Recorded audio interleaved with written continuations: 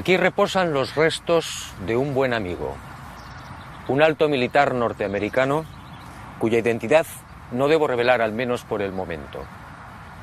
Él forma parte de la historia que quiero contarle, una historia oscura que usted probablemente no creerá. Pero ese es mi deber, sembrar la duda. Sígame y descubra una historia que jamás fue contada.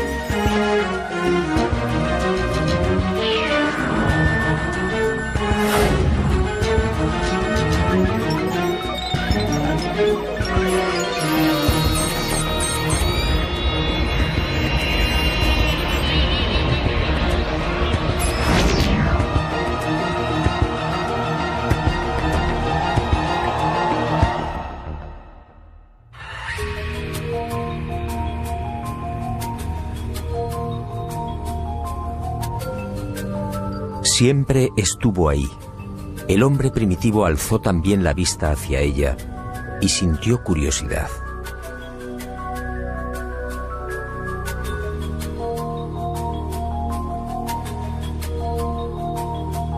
Después llegó el miedo y la luna fue adorada.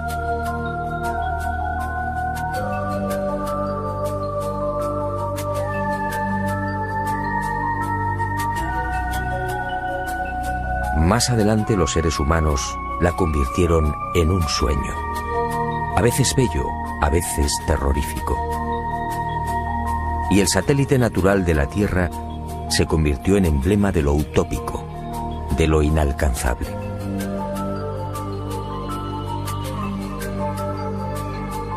Hasta el siglo XX la Luna fue propiedad de poetas y soñadores. Algunos más audaces llegaron incluso a describirla. En el año 499 a.C., el filósofo griego Anaxágoras enseñaba que la Luna es un astro habitado, con infinidad de valles y montañas. Y otro tanto pensaba Demócrito, el creador de la teoría atómica, nacido también en el siglo V a.C. Pitágoras creía igualmente en una luna viva y habitada. Y su discípulo Filolao iría más allá, asegurando que nuestro satélite natural se hallaba habitado por seres 15 veces más grandes que los humanos. Y acertó al afirmar que el día lunar equivale a 15 días terrestres. Después llegaron los libros. Plutarco, en el siglo I de nuestra era, describe la Luna como una segunda Tierra. Y con los libros, los viajes. Fue hacia el año 160 después de Cristo cuando el griego Luciano de Samosata escribe el primer viaje a la Luna. En su obra Historia verdadera, una tromba de agua arrastra un barco hasta la superficie lunar. Ariosto, en el Orlando Furioso, asegura que la Luna es un gran valle en el que se encuentra todo lo que hemos perdido en la Tierra: riquezas, coronas, honor y esperanza.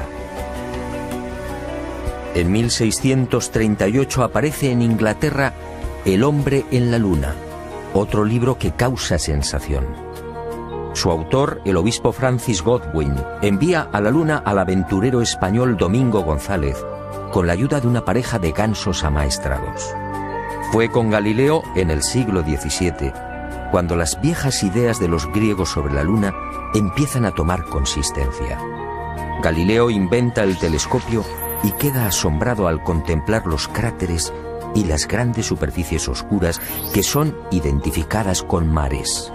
En 1647, John Hevelius traza el primer mapa lunar y lo publica en su libro Selenografía, afirmando que la Luna estaba repleta de ciudades.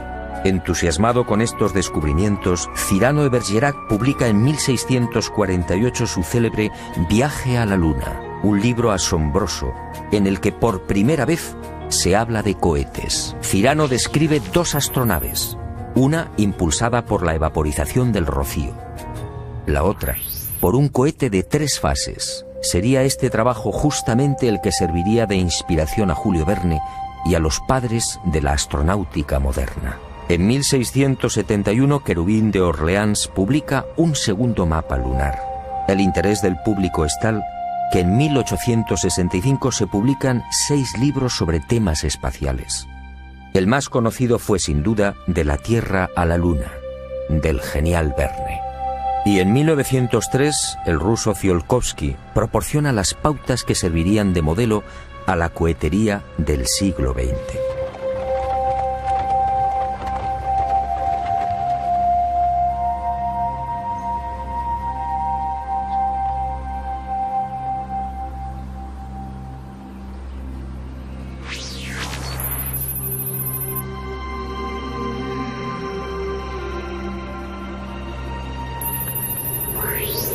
Antes de entrar de lleno en las claves de esta historia, permítame un apunte que guarda estrecha relación con lo que quiero contarle. Sígame de nuevo y guárdelo en su memoria.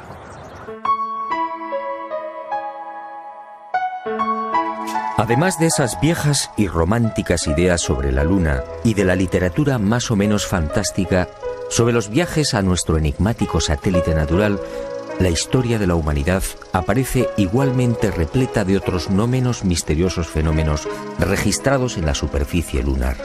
En el verano de 1178, al poco de ponerse el sol, un grupo de monjes de la Catedral de Canterbury observó en el filo de la Luna un formidable resplandor acompañado de gigantescas llamaradas. En 1789, el astrónomo Schröder contempló atónito una enorme zona iluminada en la llamada región de los Alpes lunares.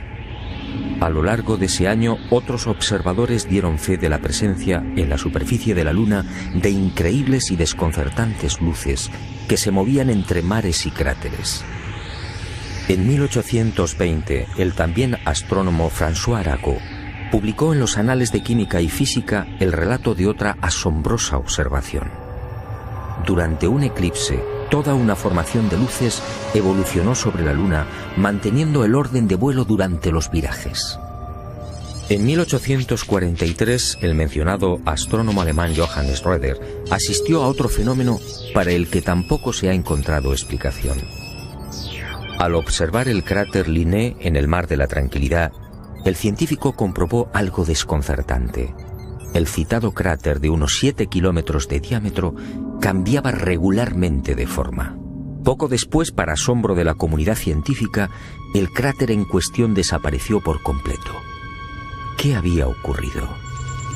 En 1971, Apolo 15 sobrevoló la zona y fotografió Linné. El desconcierto de los astrónomos fue total. El cráter Linné solo tenía 2.700 metros de diámetro y estaba allí. En 1877, el astrónomo inglés Klein fue testigo de otras intensas y rápidas luces que se dirigieron al centro del cráter Platón. Una vez en la caldera, las luces se reunieron formando un triángulo. En 1950, el Dr. Wilkins era testigo de otro suceso aparentemente imposible. En el centro del cráter Aristarchus se encendió de pronto una gran luz, iluminando una amplia región lunar. Grandes llamaradas en la superficie de la Luna, luces en formación.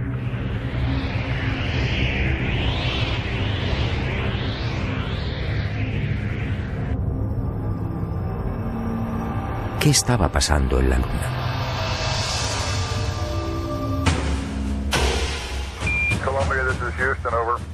Y en julio de 1969, al fin, el ser humano cumplió su viejo y añorado sueño. El Apolo 11 se posaba en el Mar de la Tranquilidad.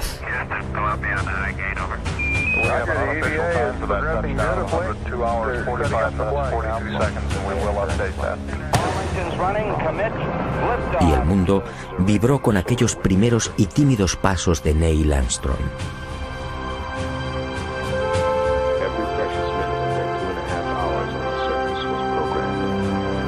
Pero el mundo, una vez más, fue engañado.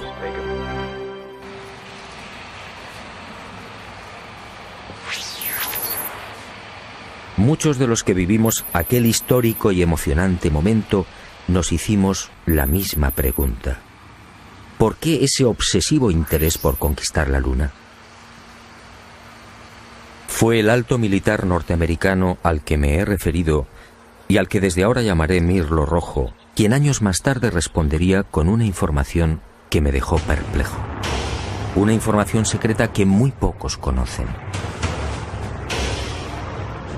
Las nuevas generaciones no saben o no recuerdan.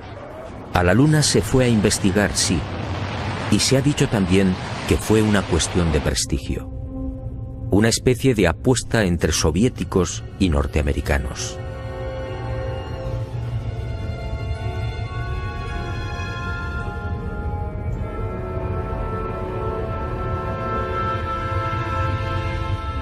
Pero hubo algo más.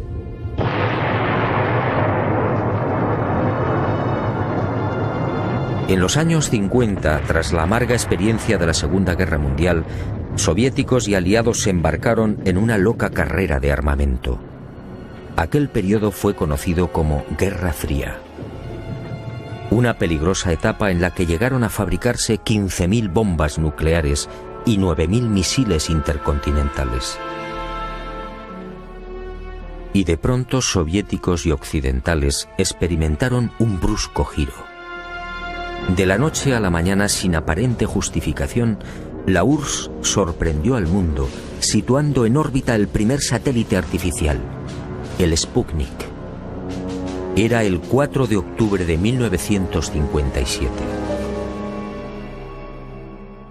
Y armas nucleares y misiles intercontinentales quedaron en segundo plano. ¿Por qué? Y la opinión pública, atónita, asistió a otra sucesión de acontecimientos no menos desconcertante. Estados Unidos se enganchó también a la incipiente carrera espacial, manteniendo en la sombra su obsesión armamentística. Pero los soviéticos mantuvieron la delantera. Mientras los norteamericanos fallaban una y otra vez en los lanzamientos, el 12 de septiembre de 1959, el Lunik 2 ruso conseguía el primer impacto en la Luna. Poco después, el Lunik 3 enviaba las primeras imágenes de la cara oculta. Y el mundo siguió preguntándose, ¿qué ocurría? ¿Por qué este obsesivo interés por conquistar el espacio y sobre todo la Luna? Pero soviéticos y norteamericanos siguieron guardando silencio sobre sus auténticos intereses. Los humillados norteamericanos recibirían el golpe de gracia el 12 de abril de 1961. Ese día el cosmonauta Yuri Gagarin se convirtió en el primer ser humano que orbitaba la Tierra. Y el mundo, en especial la nación norteamericana, fue sorprendido de nuevo.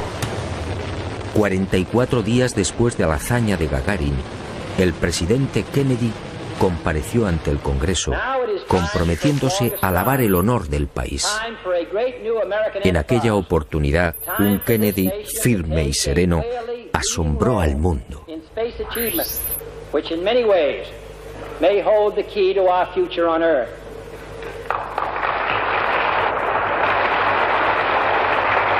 I therefore ask the Congress, above and beyond the increases I have earlier requested for space activities, to provide the funds which are needed to meet the following national goals. First, I believe that this nation should commit itself to achieving the goal, before this decade is out, of landing a man on the moon and returning him safely to the Earth. ¿A qué se debían estas extrañas prisas? ¿Qué estaba ocurriendo? Aparentemente las palabras de Kennedy obedecían a la necesidad de recuperar el prestigio y la hegemonía militar. Y era cierto en parte. La verdad era otra. La verdad llegaría años más tarde y de la mano de Mirlo Rojo. Él confió en mí y me hizo partícipe de su gran secreto. Un secreto tan espectacular como diabólico.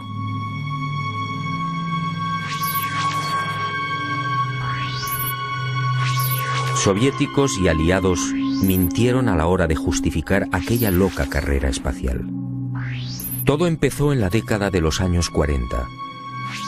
En esas fechas, las intensas oleadas ovni registradas en el mundo pusieron en máxima alerta a los militares soviéticos y aliados.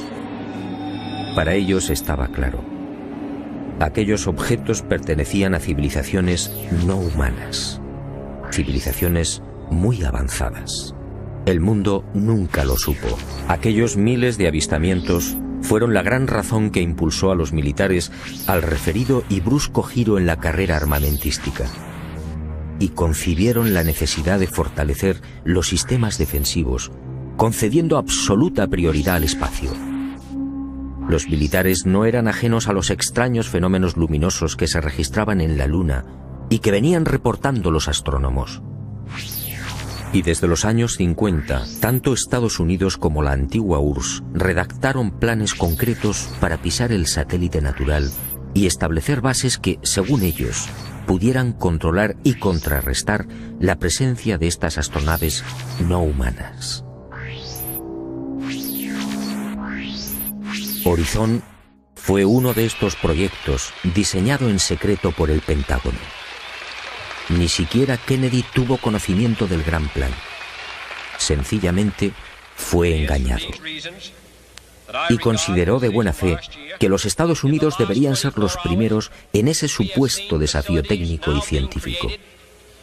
Según Mirlo Rojo, la campaña de intoxicación desplegada por las diferentes agencias gubernamentales norteamericanas y los servicios de inteligencia hizo el resto. Kennedy y la opinión pública mordieron el anzuelo. En la noche del 24 al 25 de julio de 1955 se produjo un nuevo incidente ovni que aceleraría los planes de los militares. Esa noche los observatorios astronómicos de Leningrado y Monte Palomar descubrieron un gigantesco cilindro a 500 kilómetros de la Tierra, orbitando a 30.000 kilómetros por hora. El objeto tenía más de 10 kilómetros de longitud. Días después, soviéticos, norteamericanos, franceses e ingleses se reunían en secreto en Ginebra, confirmando sus temores. Aquella formidable máquina, obviamente, no era humana. Pero ocurrió algo imprevisto. Los soviéticos no aceptaron los consejos y directrices de los militares aliados para establecer un proyecto conjunto en el control del espacio. Y el 4 de octubre de 1957, ante la sorpresa del mundo y la irritación de los aliados, tomaron la delantera con el ya referido lanzamiento del Sputnik.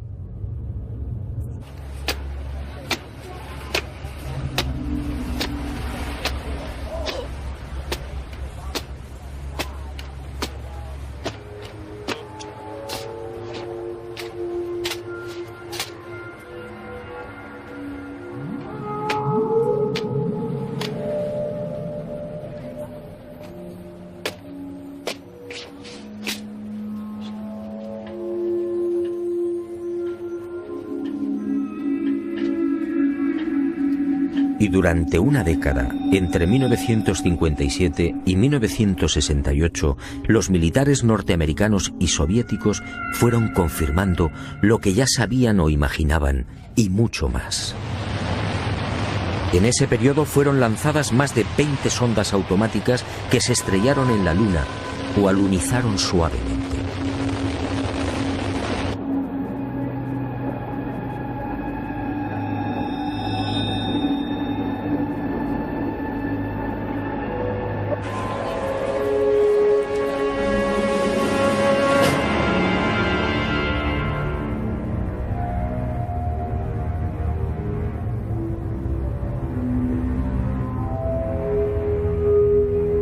En total, sin contar las imágenes obtenidas por la URSS, la NASA recibió 230.000 fotografías del satélite natural. La Luna fue fotografiada en su totalidad y a muy diferentes alturas. Pero los militares que controlaban y controlan la Agencia Espacial Norteamericana no dieron a conocer muchas de esas imágenes. ¿Por qué? ¿Qué mostraban?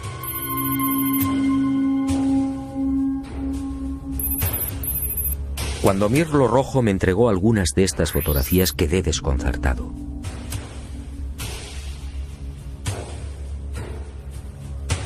Se trataba de imágenes altamente confidenciales, jamás divulgadas.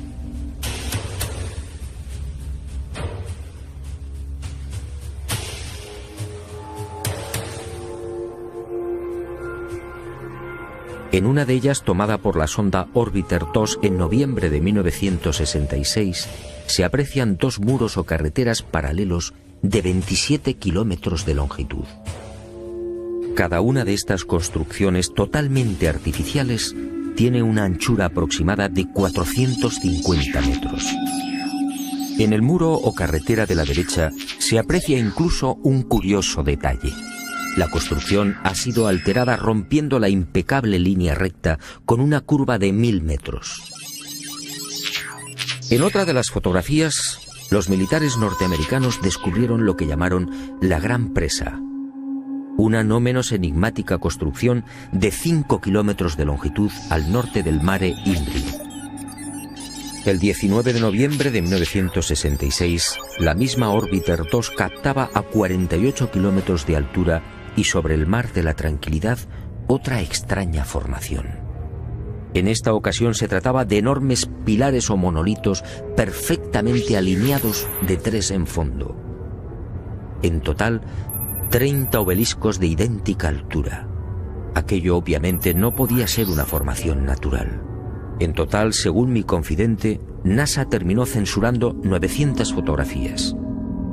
Todas ellas pasaron directamente a los archivos del Pentágono. En ellas se distinguen grandes plataformas, posibles ruinas de edificios o ciudades, carreteras y gigantescas cúpulas.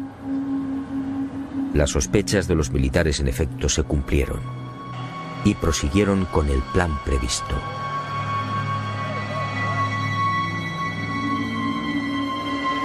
Civilinamente, los servicios de inteligencia militar norteamericanos se cubrieron las espaldas en previsión de una hipotética fuga de información. Para ello, utilizando a NASA como pantalla, propiciaron la redacción de un informe que los eximiera moral y jurídicamente de cualquier responsabilidad en caso de ocultamiento.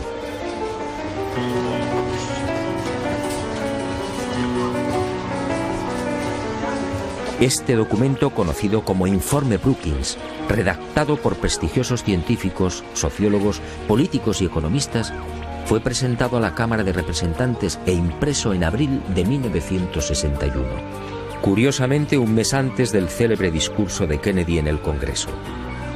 Es decir, cuando NASA, la gran tapadera de los militares, estaba a punto de recibir luz verde y los necesarios dineros para el proyecto Apolo.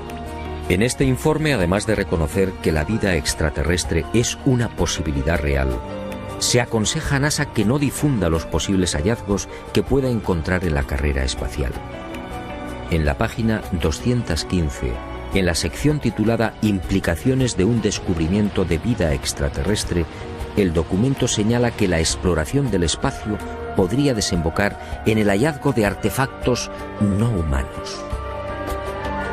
En ese supuesto, continúa el informe Brookings, nuestra civilización se vería amenazada por un irremediable proceso de desintegración, tal y como ha sucedido en la Tierra en otras épocas y con otros pueblos. Este documento efectivamente no deja en buen lugar a la supuesta democracia norteamericana. Hablemos claro. En el informe Brookings, sencillamente, se anima a NASA a ocultar información. Y eso fue lo que hicieron.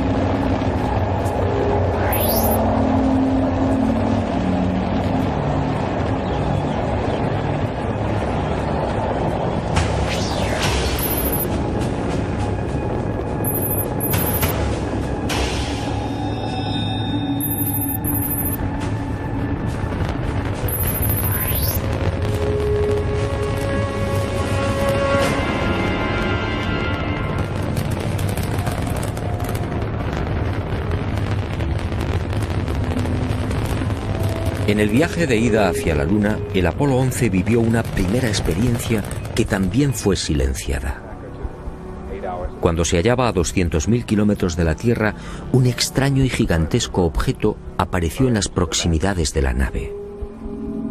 Los astronautas lo describieron como una formidable L, algo similar a una maleta abierta, aunque en ocasiones cambiaba de forma, adoptando la figura de un cilindro.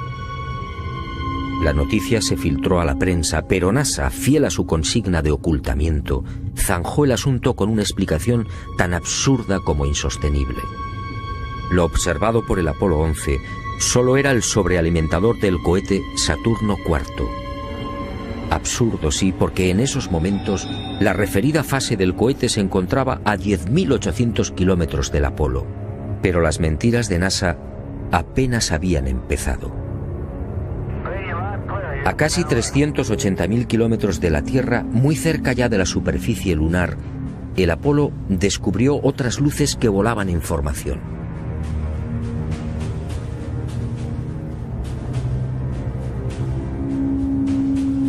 Según Mirlo Rojo, aquellas luces parecían esperar al Apolo 11.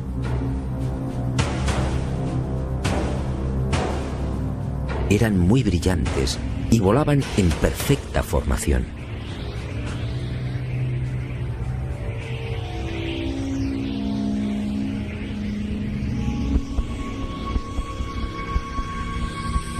Poco después se alejaron a gran velocidad, desapareciendo hacia la superficie de la Luna. Los astronautas tenían razón. Aquello parecía un recibimiento. Pero lo más espectacular estaba por llegar.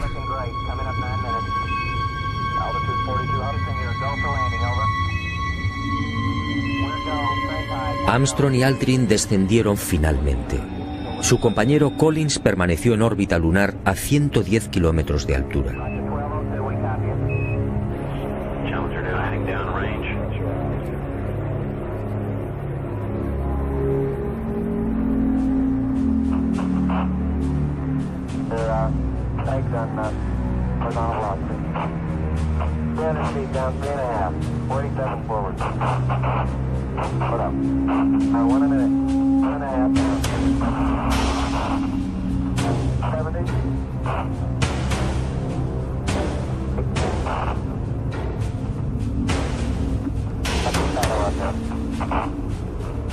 Down at 2.5.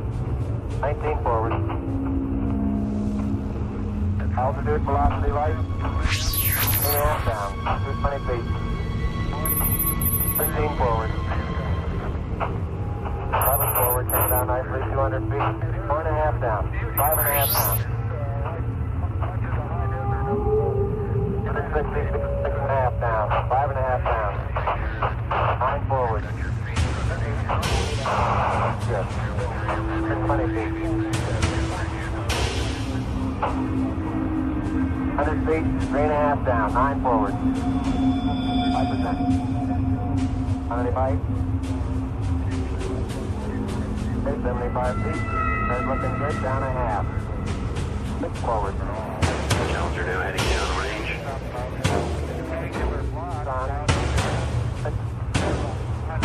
Y al poco de aquel histórico alunizaje, Armstrong y Aldrin volvieron a sobresaltarse. La frecuencia cardíaca se disparó hasta 150 y 160 latidos por minuto. Las palabras de Armstrong, atropelladas, dejaron perplejos a los técnicos de Houston.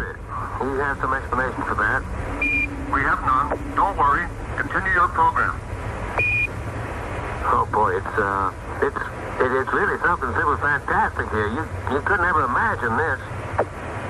Roger, we know about that. Could you go the other way? Go back the other way. Well, this guy rig should, pretty spectacular. God, what is that there? That's hollow. What the hell is that? Go tango. There's kind of light there now. Al otro lado del cráter, existente a poco más de 60 metros del Águila, habían aparecido unas naves y unos seres, objetos en forma de disco y perfectamente alineados sobre el terreno. Y junto a ellos varios seres muy altos, con trajes blancos y ajustados. Cuando los astronautas, obedeciendo las insistentes órdenes de Houston, trataron de filmar, objetos y seres desaparecieron.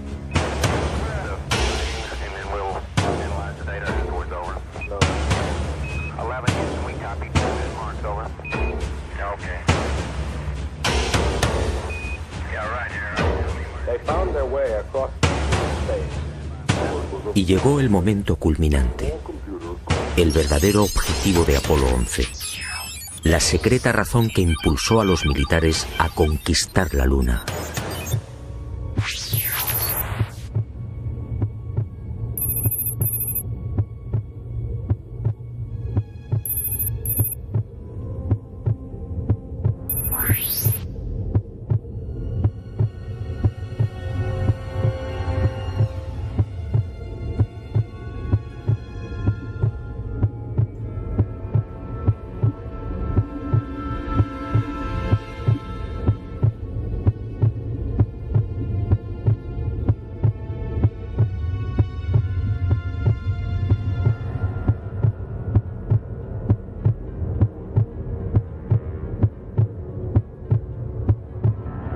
Esta fue la verdad, la única y secreta verdad. Aquel 21 de julio de 1969, Armstrong y Aldrin se alejaron escasos metros del módulo, filmando esta increíble construcción. Esta película de 14 minutos jamás fue difundida por NASA.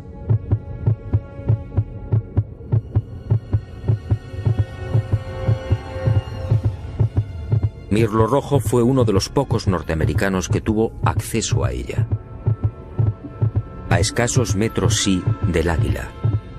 Y no fue casualidad. Todo estaba minuciosamente programado.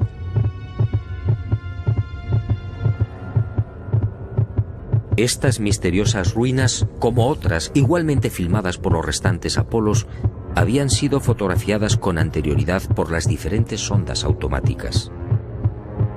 Una de ellas, la Surveyor 5, lanzada el 8 de septiembre de 1967, fue decisiva. Alunizó en el Mar de la Tranquilidad, muy cerca de esta construcción, enviando 19.000 fotografías.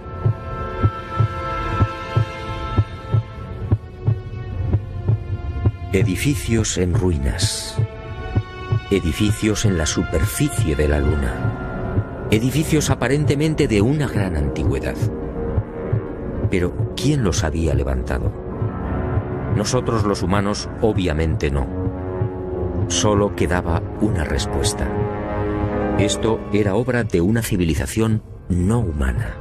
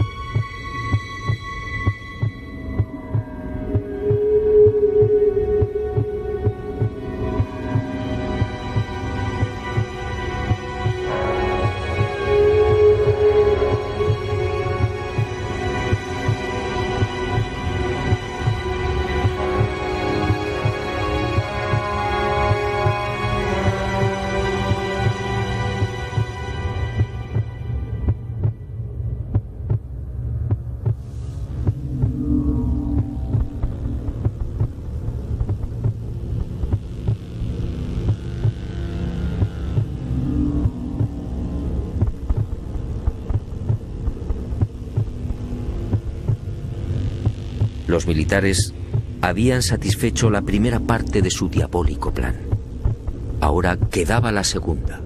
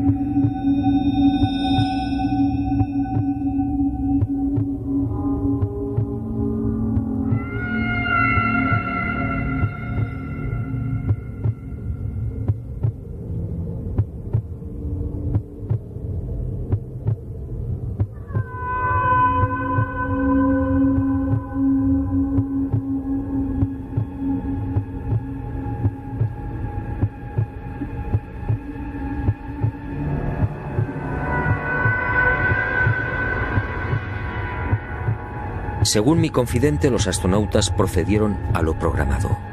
Recogieron muestras de los muros, tomaron medidas y se retiraron.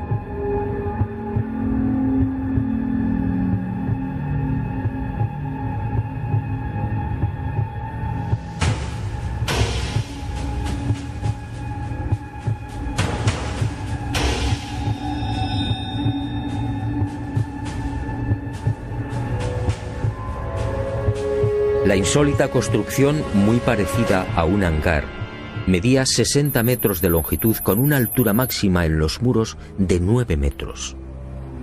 Presentaba 12 huecos o ventanas y una especie de puerta frontal de 5 metros de fondo por 3 de altura. Según los análisis practicados en la Tierra, el material con el que había sido construido era similar al de la superficie lunar. Un 60% de los átomos era oxígeno, con un 0.01% del peso constituido por hidrógeno.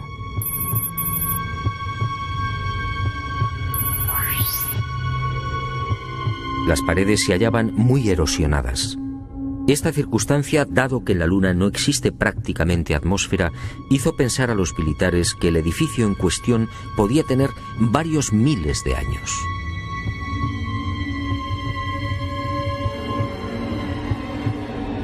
La secreta excursión de Armstrong y Aldrin a este hangar y naturalmente los 14 minutos de película jamás fueron difundidos por NASA. Oficialmente no existen. Pero poco faltó para que la increíble aventura se filtrara a la opinión pública. Todo se debió a un error de NASA que permitió la publicación en aquel 21 de julio de una escueta e incomprensible noticia. En un teletipo que dio la vuelta al mundo se afirmaba textualmente: el corazón del astronauta Neil Armstrong alcanzó las 160 pulsaciones por minuto al finalizar hoy su paseo lunar, mientras se hallaba trabajando en la dura operación del cargamento de muestras de rocas y suelo lunar.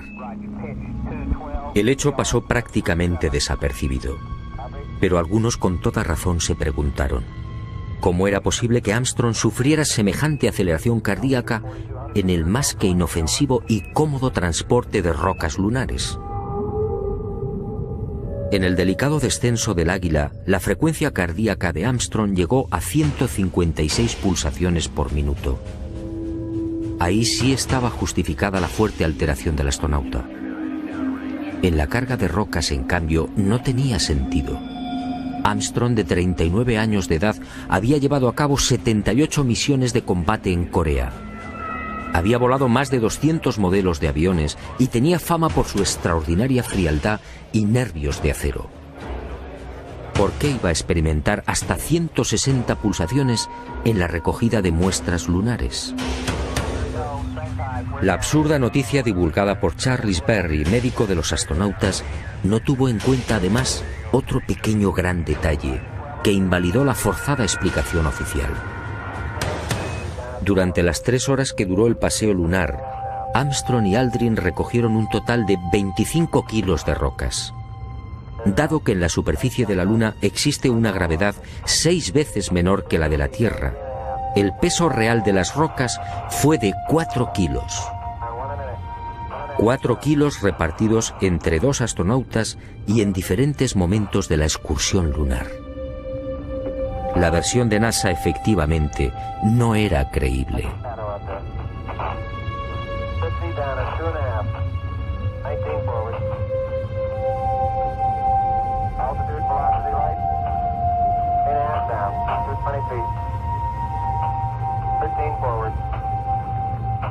Una vez más, mintieron.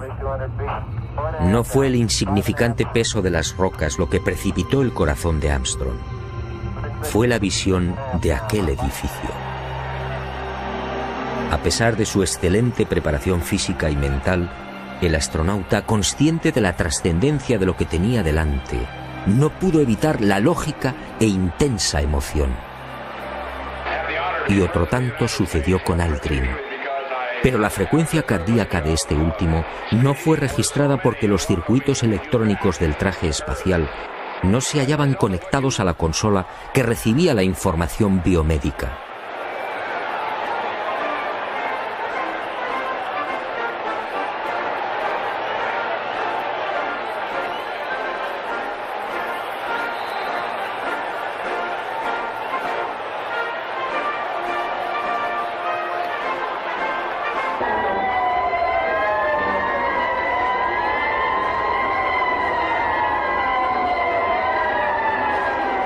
Los hombres del planeta Tierra posaron aquí su pie por primera vez. Julio de 1969. Hemos venido en son de paz, en nombre de toda la humanidad. Así reza el texto de la placa dejada por Apolo 11 en una de las patas del Águila, el módulo lunar que supuestamente todavía sigue en la Luna. ¿En son de paz? Nueva mentira de NASA y de sus propietarios, los militares norteamericanos.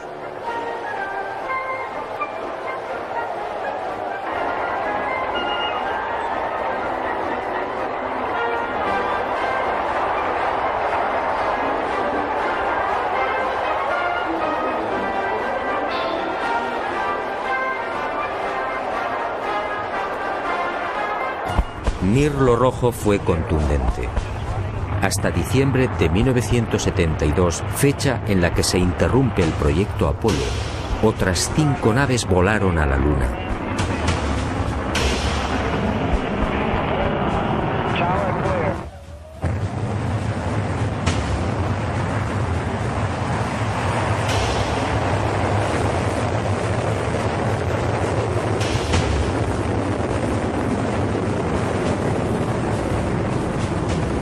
Y volvieron a filmar construcciones.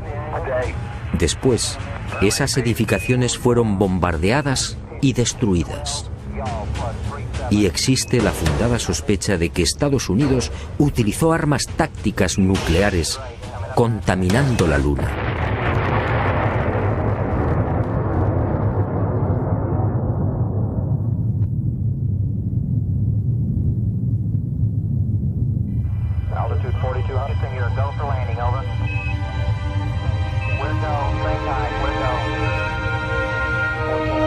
Así se cerró la segunda fase del diabólico plan. Los militares norteamericanos no lo consintieron. Esas estructuras podían provocar el caos en la Tierra. Eso dijeron.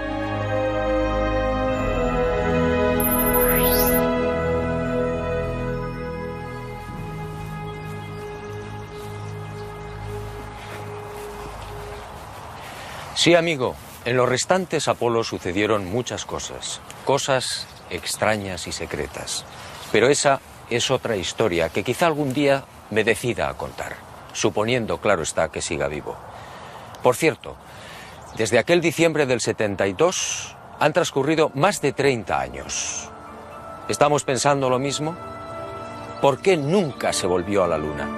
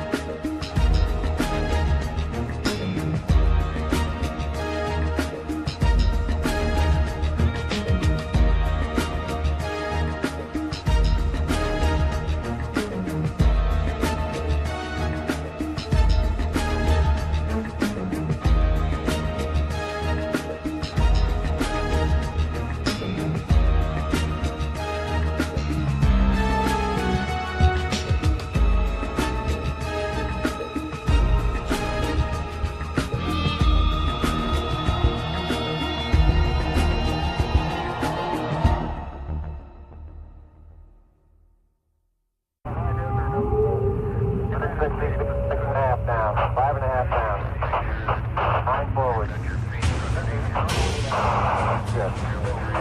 20 feet. 100 feet, 3.5 down, 9 forward. 5%. How many bites? 75 feet. That's looking good, down a half.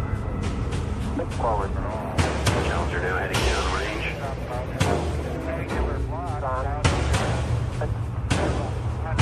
Y al poco de aquel histórico alunizaje, Armstrong y Aldrin volvieron a sobresaltarse. La frecuencia cardíaca se disparó hasta 150 y 160 latidos por minuto. Las palabras de Armstrong, atropelladas, dejaron perplejos a los técnicos de Houston.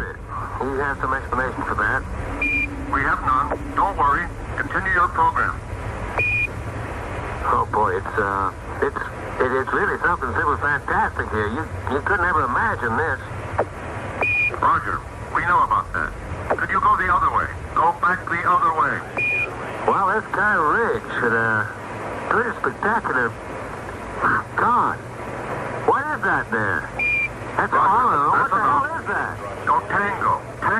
There's kind of light there now. Al otro lado del cráter, existente a poco más de 60 metros del Águila, habían aparecido unas naves y unos seres, objetos en forma de disco y perfectamente alineados sobre el terreno.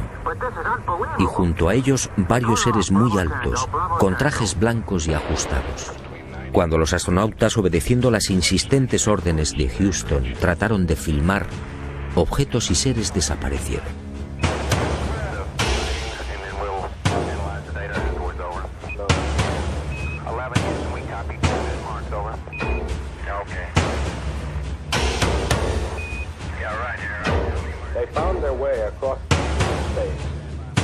Y llegó el momento culminante, el verdadero objetivo de Apolo 11, la secreta razón que impulsó a los militares a conquistar la Luna.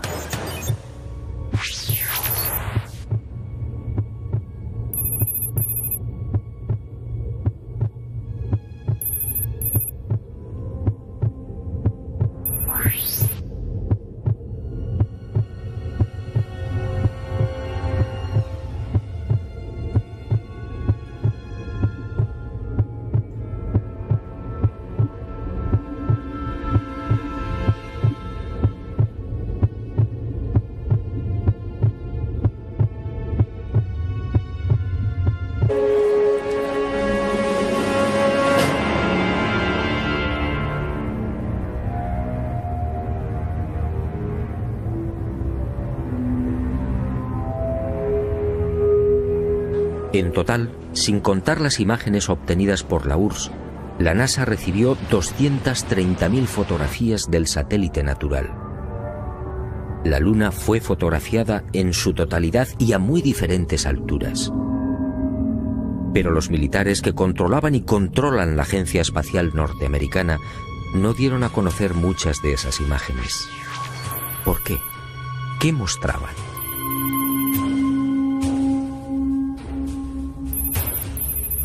Cuando Mirlo Rojo me entregó algunas de estas fotografías, quedé desconcertado.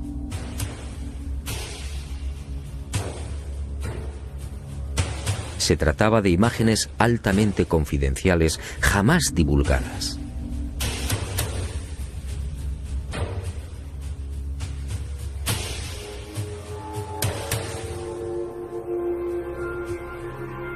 En una de ellas, tomada por la sonda Orbiter 2 en noviembre de 1966, se aprecian dos muros o carreteras paralelos de 27 kilómetros de longitud.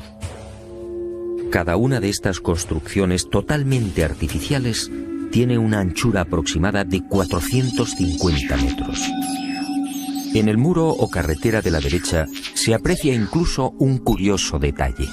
La construcción ha sido alterada rompiendo la impecable línea recta con una curva de 1000 metros. En otra de las fotografías, los militares norteamericanos descubrieron lo que llamaron la Gran Presa, una no menos enigmática construcción de 5 kilómetros de longitud al norte del Mare Imbrium. El 19 de noviembre de 1966, la misma Orbiter 2 captaba a 48 kilómetros de altura y sobre el mar de la tranquilidad otra extraña formación.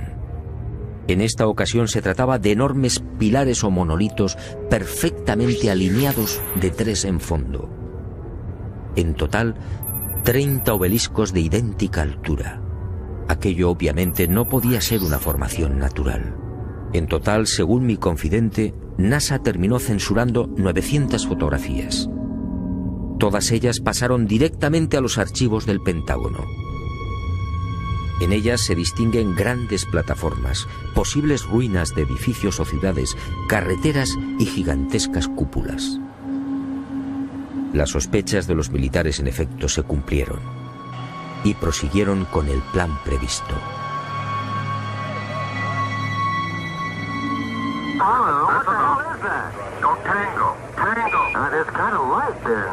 Al otro lado del cráter, existente a poco más de 60 metros del Águila, habían aparecido unas naves y unos seres, objetos en forma de disco y perfectamente alineados sobre el terreno. Y junto a ellos varios seres muy altos, con trajes blancos y ajustados. Cuando los astronautas, obedeciendo las insistentes órdenes de Houston, trataron de filmar, objetos y seres desaparecieron.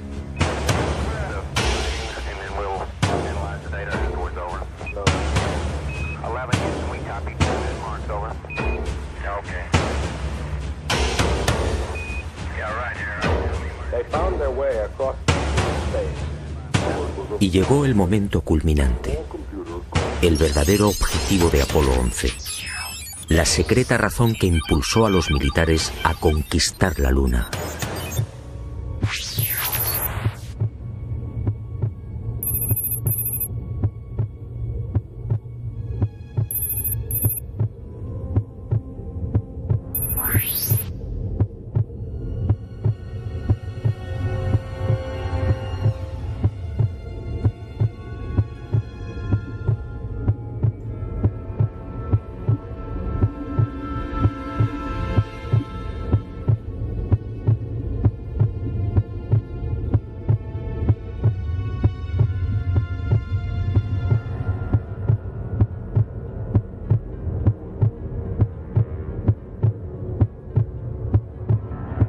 Esta fue la verdad, la única y secreta verdad. Aquel 21 de julio de 1969, Armstrong y Aldrin se alejaron escasos metros del módulo, filmando esta increíble construcción. Esta película de 14 minutos jamás fue difundida por NASA.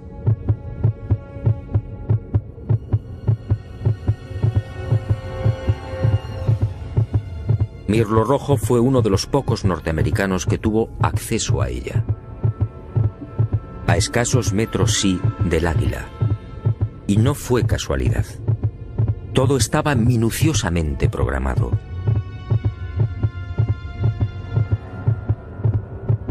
Estas misteriosas ruinas, como otras igualmente filmadas por los restantes Apolos, habían sido fotografiadas con anterioridad por las diferentes sondas automáticas. Una de ellas, la Surveyor 5, lanzada el 8 de septiembre de 1967, fue decisiva. Alunizó en el mar de la Tranquilidad, muy cerca de esta construcción, enviando 19.000 fotografías. A 60 metros del Águila habían aparecido unas naves y unos seres, objetos en forma de disco y perfectamente alineados sobre el terreno. Y junto a ellos varios seres muy altos, con trajes blancos y ajustados. Cuando los astronautas, obedeciendo las insistentes órdenes de Houston, trataron de filmar, objetos y seres desaparecieron.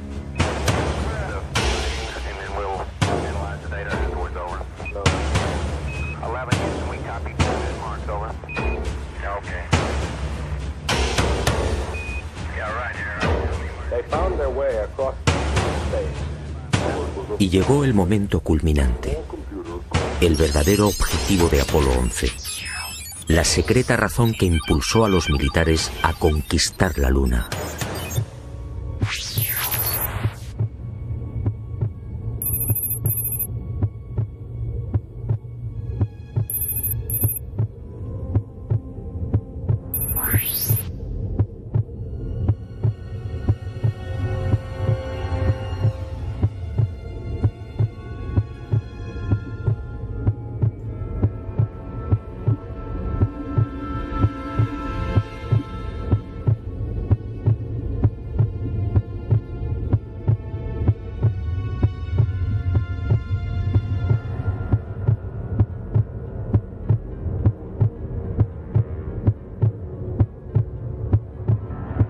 Esta fue la verdad, la única y secreta verdad. Aquel 21 de julio de 1969, Armstrong y Aldrin se alejaron escasos metros del módulo, filmando esta increíble construcción. Esta película de 14 minutos jamás fue difundida por NASA.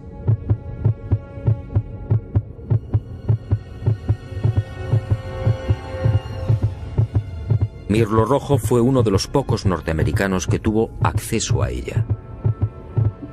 A escasos metros, sí, del Águila. Y no fue casualidad. Todo estaba minuciosamente programado.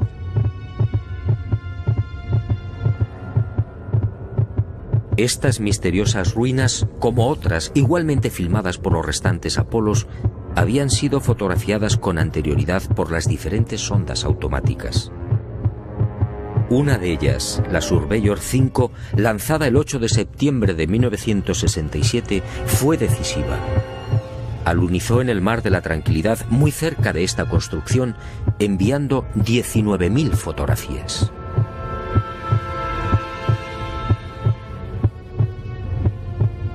Edificios en ruinas.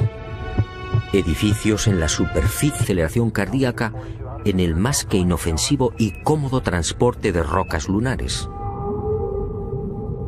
En el delicado descenso del Águila, la frecuencia cardíaca de Armstrong llegó a 156 pulsaciones por minuto. Ahí sí estaba justificada la fuerte alteración del astronauta. En la carga de rocas, en cambio, no tenía sentido.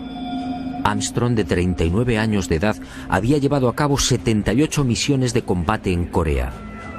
Había volado más de 200 modelos de aviones y tenía fama por su extraordinaria frialdad y nervios de acero. ¿Por qué iba a experimentar hasta 160 pulsaciones en la recogida de muestras lunares?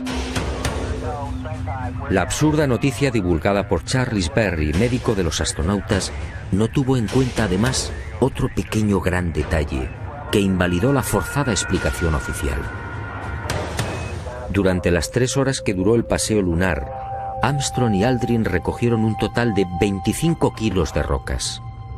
Dado que en la superficie de la Luna existe una gravedad 6 veces menor que la de la Tierra, el peso real de las rocas fue de 4 kilos. 4 kilos repartidos entre 2 astronautas y en diferentes momentos de la excursión lunar. La versión de NASA efectivamente no era creíble.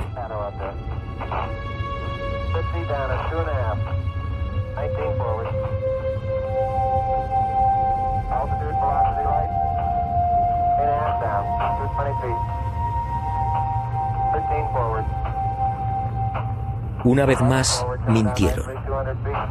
No fue el insignificante peso de las rocas lo que precipitó el corazón de Armstrong. Fue la visión de aquel edificio.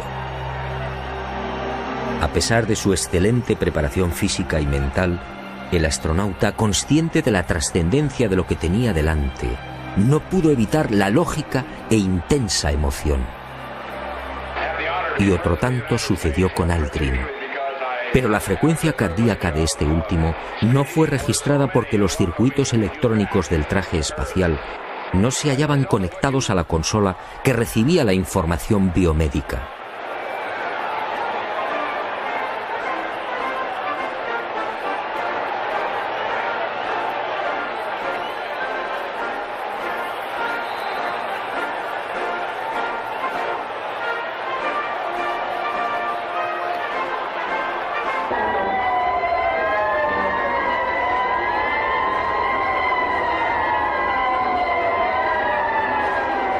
Los hombres del planeta Tierra posaron aquí su pie por primera vez.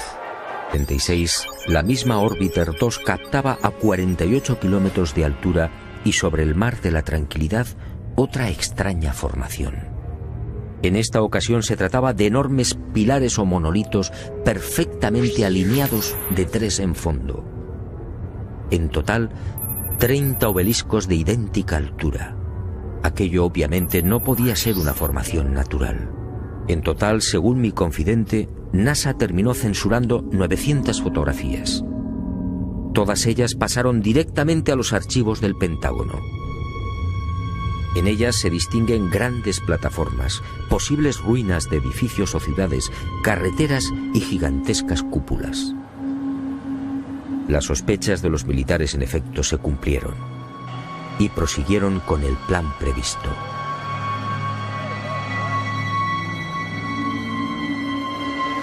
Civilinamente, los servicios de inteligencia militar norteamericanos se cubrieron las espaldas en previsión de una hipotética fuga de información.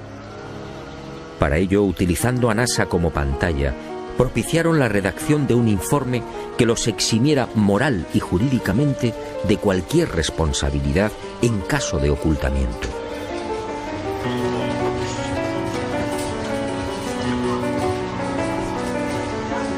Este documento, conocido como Informe Brookings, redactado por prestigiosos científicos, sociólogos, políticos y economistas, fue presentado a la Cámara de Representantes e impreso en abril de 1961, curiosamente un mes antes del célebre discurso de Kennedy en el Congreso. Es decir, cuando NASA, la gran tapadera de los militares, estaba a punto de recibir luz verde y los necesarios dineros para el proyecto Apolo.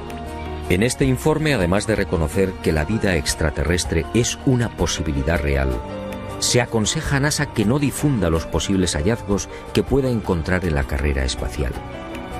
En la página 215, en la sección titulada Implicaciones de un descubrimiento de vida extraterrestre, el documento señala que la exploración del espacio podría desembocar en el hallazgo de artefactos no humanos. En ese supuesto, continúa el informe Brookings, nuestra civilización se vería amenazada por un irremediable proceso de desintegración, tal y como ha sucedido en la Tierra en otras épocas y con otros pueblos. Este documento, efectivamente, no deja en buen lugar a la supuesta democracia norteamericana. Hablemos claro. En el informe Brookings, sencillamente, se anima a NASA a ocultar información. Y eso fue lo que hicieron. Acontecimientos no menos desconcertante. Estados Unidos se enganchó también a la incipiente carrera espacial, manteniendo en la sombra su obsesión armamentística. Pero los soviéticos mantuvieron la delantera. Mientras los norteamericanos fallaban una y otra vez en los lanzamientos, el 12 de septiembre de 1959, el Lunik 2 ruso conseguía el primer impacto en la Luna. Poco después, el Lunik 3 enviaba las primeras imágenes de la cara oculta. Y el mundo siguió preguntándose, ¿qué ocurría? ¿Por qué este obsesivo interés por conquistar el espacio y sobre todo la Luna? Pero soviéticos y norteamericanos siguieron guardando silencio sobre sus auténticos intereses. Los humillados norteamericanos recibirían el golpe de gracia el 12 de abril de 1961. Ese día el cosmonauta Yuri Gagarin se convirtió en el primer ser humano que orbitaba la Tierra. Y el mundo, en especial la nación norteamericana, fue sorprendido de nuevo. 44 días después de la hazaña de Gagarin, el presidente Kennedy compareció ante el Congreso, comprometiéndose a lavar el honor del país. En aquella oportunidad, un Kennedy firme y sereno asombró al mundo.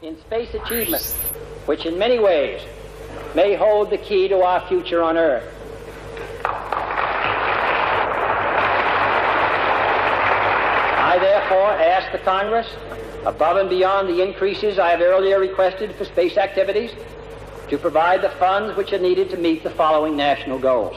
First, I believe that this nation should commit itself to achieving the goal, before this decade is out, of landing a man on the moon and returning him safely to the Earth. ¿A qué se debían estas extrañas prisas? ¿Qué estaba ocurriendo? Aparentemente las palabras de Kennedy obedecían a la necesidad de recuperar el prestigio y la hegemonía militar. Y era cierto en parte. La verdad era otra. La verdad llegaría años más tarde y de la mano de Mirlo Rojo. Él confió en mí y me hizo partícipe de su gran secreto. Un secreto tan espectacular como diabólico.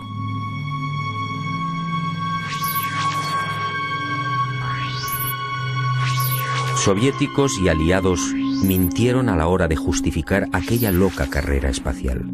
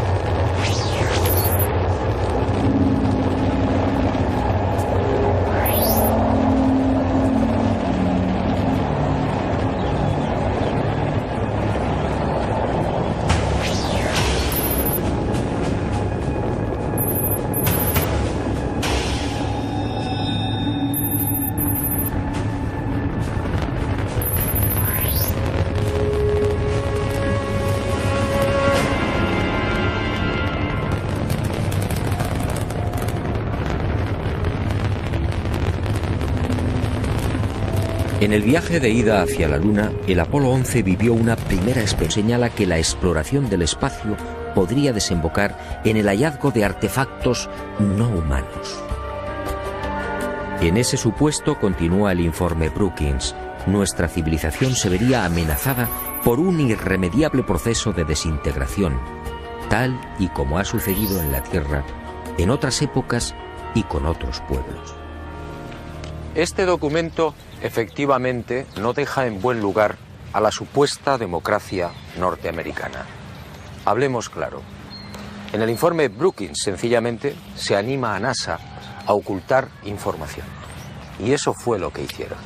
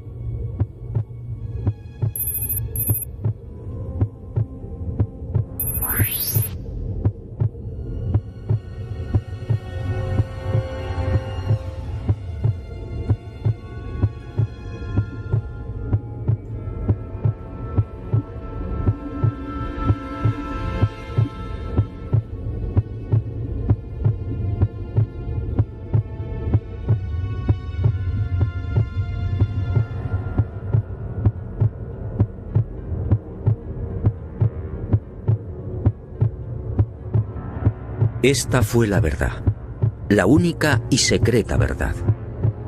Aquel 21 de julio de 1969, Armstrong y Aldrin se alejaron escasos metros del módulo, filmando esta increíble construcción. Esta película de 14 minutos jamás fue difundida por NASA.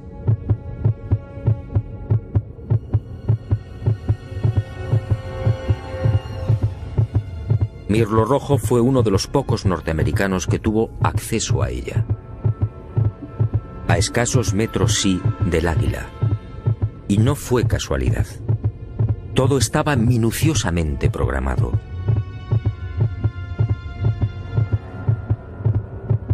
Estas misteriosas ruinas, como otras igualmente filmadas por los restantes Apolos, habían sido fotografiadas con anterioridad por las diferentes sondas automáticas. Una de ellas, la Surveyor 5, lanzada el 8 de septiembre de 1967, fue decisiva. Alunizó en el Mar de la Tranquilidad muy cerca de esta construcción, enviando 19.000 fotografías.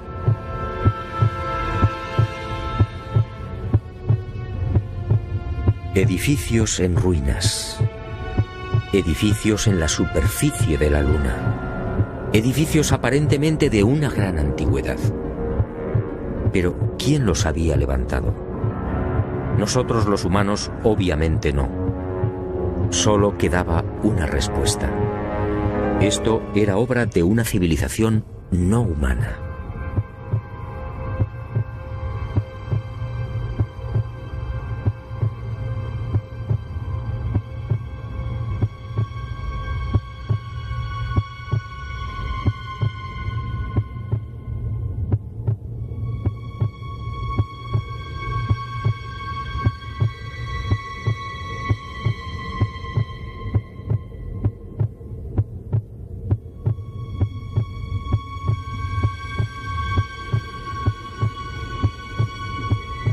Esa sensación. Su autor, el obispo Francis Godwin, envía a la Luna al aventurero español Domingo González con la ayuda de una pareja de gansos amaestrados. Fue con Galileo en el siglo XVII, cuando las viejas ideas de los griegos sobre la Luna empiezan a tomar consistencia. Galileo inventa el telescopio y queda asombrado al contemplar los cráteres y las grandes superficies oscuras que son identificadas con mares. En 1647, John Hevelius traza el primer mapa lunar y lo publica en su libro Selenografía, afirmando que la Luna estaba repleta de ciudades. Entusiasmado con estos descubrimientos, Cyrano de Bergerac publica en 1648 su célebre Viaje a la Luna, un libro asombroso en el que por primera vez se habla de cohetes. Cyrano describe 2 astronaves, una impulsada por la evaporización del rocío, la otra por un cohete de 3 fases. Sería este trabajo justamente el que serviría de inspiración a Julio Verne y a los padres de la astronáutica moderna.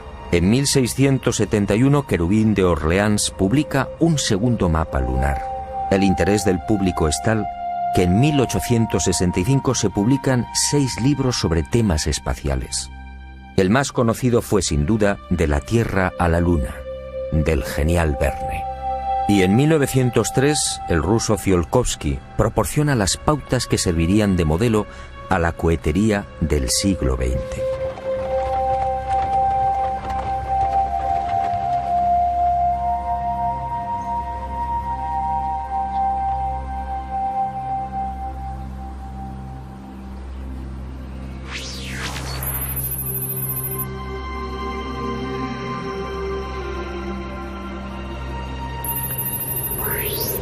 Antes de entrar de lleno en las claves de esta historia, permítame un apunte que guarda estrecha relación con lo que quiero contarle.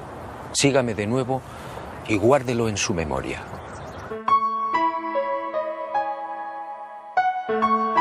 Además de esas viejas y románticas ideas sobre la Luna y de la literatura más o menos fantástica sobre los viajes a nuestro enigmático satélite natural, la historia de la humanidad aparece igualmente repleta de otros no menos misteriosos fenómenos registrados en la superficie lunar.